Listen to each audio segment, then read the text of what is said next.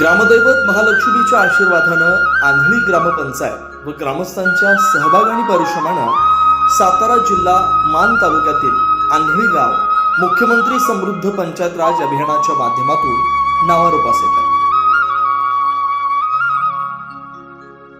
मुख्यमंत्री देवेंद्र फडणवीस यांच्या माध्यमातून व ग्रामविकास मंत्री नामदार जयकुमार गोरेभाऊ यांच्या मार्गदर्शनातून मुख्यमंत्री समृद्ध पंचायत राज अभियानाची सुरुवात संपूर्ण महाराष्ट्रभर झाली आहे.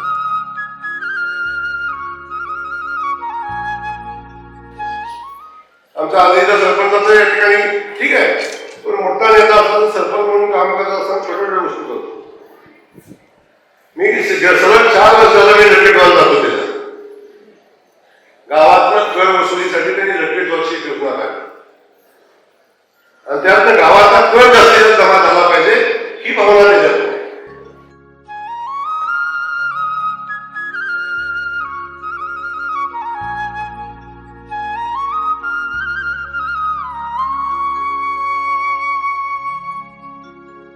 आंधळी गावचे लोकनियुक्त सरपंच दादासाहेब काळे, ग्रामपंचायत सदस्य व ग्रामस्थांच्या उत्स्फूर्त प्रतिसादानं याच पंचायत राज अभियानाचा भाग म्हणून सुशासनयुक्त पंचायत या उपक्रमाच्या माध्यमातून आंधळी ग्रामपंचायतीनं नागरी सेवा सुविधा केंद्राची व्यवस्था ग्रामपंचायत कार्यालयात केली आहे. नागरिकांच्या तक्रारीचं निवारण व्हावं यासाठी तक्रार पेटी ग्रामपंचायत कार्यालयात बसवली आहे, जेणेकरून नागरिकांच्या तक्रारी ग्रामपंचायतीला समजतील व त्याचं निराकरण केलं जाईल. गावाच्या सुरक्षेसाठी व अचानक एखादा प्रसंग घडल्यास त्याची माहिती ग्रामपंचायत कार्यालयाला मिळावी म्हणून आंधळी गावठाण, मुख्य चौक, शाळा, अंगणवाडी, मुख्य रस्ते या ठिकाणी CCTV कॅमेरे बसवले. गावातील पात्र दिव्यांग व्यक्तींची नोंद करून त्यांना ओळखपत्र देण्यात आले. ग्रामपंचायत आंधळी प्रत्येक गोष्टीमध्ये आपण पाहत आहात की महाराष्ट्रामध्ये एक नवीन गोष्टी करण्यामध्ये अग्रेसर असते.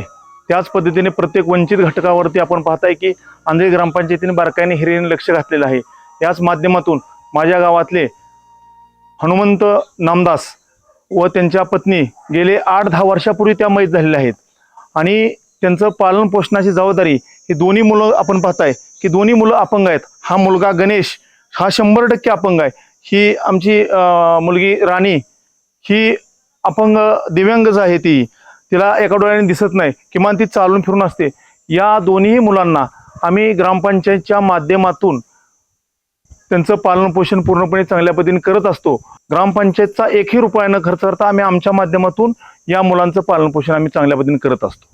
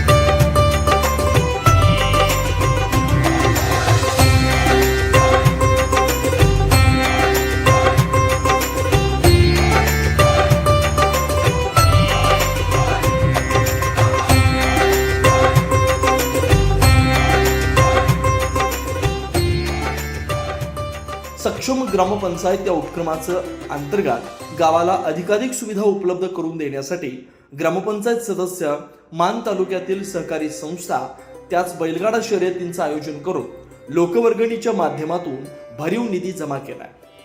जलसमृद्ध, स्वच्छ व हरित गाव या उपक्रमाच्या माध्यमातून पाण्याचा ताळेबंद ठेवण्याचं काम ग्रामपंचायतीने केलंय. यामध्ये वर्षभरात पडणाऱ्या पावसाच्या माध्यमातून पाण्याचं व्यवस्थापन करून त्याचा ताळेबंद ठेवला. ग्रामपंचायतीच्या माध्यमातून दिवाबत्ती सोय सर्व गावामध्ये केली. त्यांची वीज बिलं ग्रामपंचायतीच्या 100% कर वसुलीच्या माध्यमातून भरणा केल्यात. गावच्या पिण्याच्या पाण्याचे स्रोत बळकट करण्यासाठी विहीर पुनर्भरण, माती बंधारे तसेच वनराई बंधारे याची निर्मिती नागरिकांच्या श्रमदानातून करण्यात आली.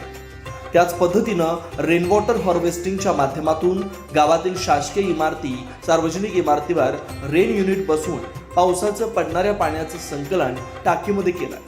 ग्रामपंचायतीनं 5000 पेक्षा जास्त वृक्ष लागवड करून त्यांना ठिबक सिंचनाद्वारे पाणी देण्यात येत आहे.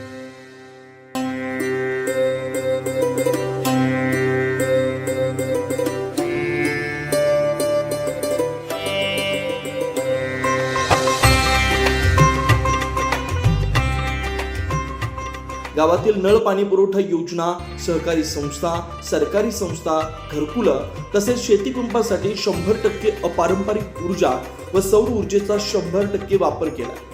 वृक्ष लागवडीच्या व वृक्ष संवर्धनाच्या अंतर्गत ग्रामपंचायतीनं गावातील रस्त्यांच्या दुतर्फा व गावठाणात वृक्ष लागवड व वृक्ष संवर्धन केलं. यावर्षी ग्रामपंचायतीनं 12 ऑक्टोबर ते 14 नोव्हेंबर या दरम्यान संत गाडगेबाबा ग्रामस्वच्छता अभियान राबवून त्याची 100% अंमलबजावणी केली. यामध्ये स्वच्छता, आरोग्य, पाणी पुरवठा व वृक्ष लागवड हे सर्व उपक्रम अतिशय चांगल्या पद्धतीने राबवण्यात आले.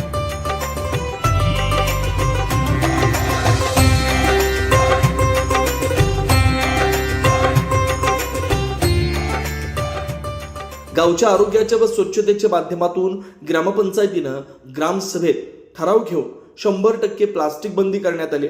त्यानुसार प्लास्टिक वापरणाऱ्या दुकानदारांवर दंडात्मक कारवाई सुद्धा केली आहे. ग्रामपंचायतीनं जमा होणाऱ्या कचऱ्याचं शास्त्रशुद्ध असं व्यवस्थापन केलंय.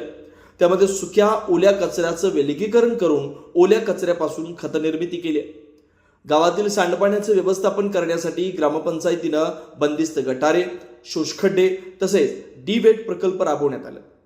महात्मा गांधी राष्ट्रीय ग्रामीण रोजगार हमी योजनेअंतर्गत ग्रामपंचायतीच्या माध्यमातून जलतारा, गायगोठे, निर्मळ शोषखड्डे, घरकुल, विहीर पुनर्भरण, रमाई आवास, प्रधानमंत्री आवास या योजना राबवल्या. गावामध्ये नवीन विहीर पाडून असणाऱ्या विहिरींची दुरुस्ती, सरकारी विहिरींचं पुनर्भरण तसेच शेततळ्यांची निर्मिती केली. श्री जोराडी माता डोंगराच्या पूर्वेला अनगड दगडी बांध बांधण्यात आले. तसेच पश्चिमेला ढाळीचं बांध तसेच दगडी बांध करण्यात आले. ग्रामपंचायतीच्या गावठाणात जमा होणाऱ्या कंपोस्ट खत निर्मिती करण्यात आली. जनावरांचे गोठे, कुक्कुटपालनासाठी शेड, शेळीपालन शेड तसेच बायोगॅसची उभारणी करण्यात आली. आंधळी ग्रामपंचायतीच्या अंतर्गत असलेल्या संस्थांचं सक्षमीकरण करण्यासाठी ग्रामपंचायत स्वतंत्र बैठक व्यवस्था, बैठक हॉल, प्रतीक्षालय, पिण्याच्या पाण्याची सुविधा, सर्व शासकीय योजनांचे फलक, वाचनालयाची सुविधा, संगणकीकृत ग्रंथालय, स्त्री पुरुषांसाठी स्वतंत्र शौचालय व्यवस्था याच पद्धतीनं इमारतीची रंगरंगोटी व सुशोभीकरण केलंय. गावातील शाळेचं सक्षमीकरण करण्यासाठी शाळेचे डिजिटलायझेशन, पिण्याच्या पाण्याच्या सुविधा, हँडवॉश स्टेशन, रंगरंगोटी, बोलक्या भिंती, पोषण परसबाग, मध्यान्ह भोजनासाठी किचनची व्यवस्था, शालेय परिसरामध्ये CCTV, शाळांना संरक्षक भिंती तसेच मुलामुलींसाठी स्वतंत्र स्वच्छतागृह उपलब्ध केले. अंगणवाडीच्या सक्षमीकरणासाठी अंगणवाडीचे डिजिटलीकरण, बालस्नेही स्वच्छतागृह, पिण्याच्या पाण्याच्या सुविधा, परसबाग, बोलक्या भिंती रंगवण्यात आल्या. आंधळी गावामध्ये असलेल्या आरोग्य केंद्रांच्या पाठीमागं सुसज्ज असे पशुवैद्यकीय उपचार केंद्र सुरू करण्यात आलंय. त्याच पद्धतीनं सांडपाणी व्यवस्थापन, घनकचरा व्यवस्थापन करण्यात आलंय. आंधळी ग्रामपंचायतीच्या माध्यमातून व्यायामशाळेच्या सुविधेसाठी प्रेमराज 11 ही बंदिस्त व्यायामशाळा तसेच गावठाणच्या मुख्य चौकात बगीचा उभारून त्यामध्ये लोकांसाठी 5 प्रकारचे व्यायाम साहित्य बसवून खुल्या व्यायामशाळेची निर्मिती करण्यात आली आहे. गावातील तीर्थक्षेत्र, धार्मिक स्थळं व पर्यटन स्थळे यामध्ये हनुमान मंदिर, सिद्धेश्वर महादेव मंदिर, गौणमळा, ज्योतिबा मंदिर इथं येणाऱ्या भाविकांसाठी सर्व सोयी व सुविधा उपलब्ध केल्या.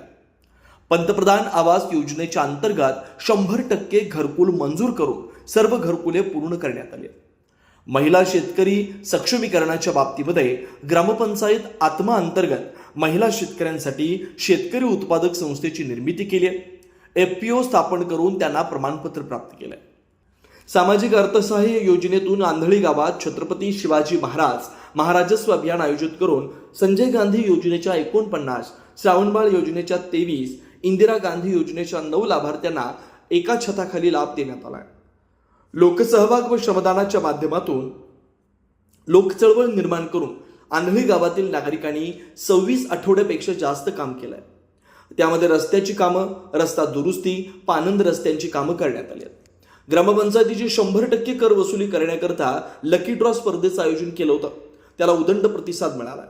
दर शनिवारी मी कसा घडलो या उपक्रमातून प्रशासकीय क्रीडा क्षेत्रातील मान्यवरांकडून नागरिकांना वेळोवेळी मार्गदर्शन करण्यात आलं.